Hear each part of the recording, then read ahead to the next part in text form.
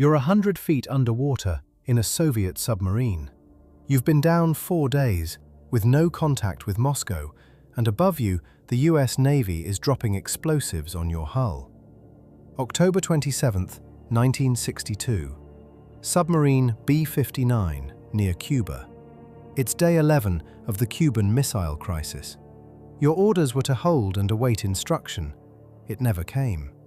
Inside, it's 113 degrees. The carbon dioxide scrubbers are failing. Men pass out at their stations and are dragged back because there's no one to replace them. The man beside you has a nosebleed that won't stop. You don't know if the world above you still exists. Then the depth charges start. American destroyers have found you and are dropping charges to force you up. You don't know that. What you know is explosions are hammering your hull. The lights die. Red emergency light comes on. Every blast sounds like the war has started. Your captain rises and says, "They will not be the ones to fire first." The torpedo in your tube is a 10-kiloton nuclear warhead. Hiroshima was 15. Captain Savitsky orders it armed, certain the war has begun above him, that Moscow is gone and no stand-down is coming. The political officer nods. Soviet rules require 3 officers to launch.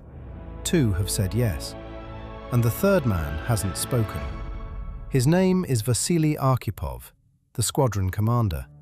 His veto is final. The hull groans. Another charge hits, close enough to rattle the torpedo in its tube. Arkhipov looks at the captain, and he says, "No." Not loudly, not a speech, just no. "Surface," he says.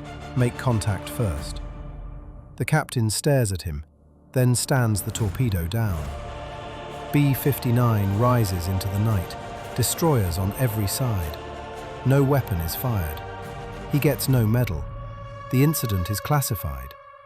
Decades later, told the full story, Robert McNamara goes quiet and says, "We came very close, closer than we knew."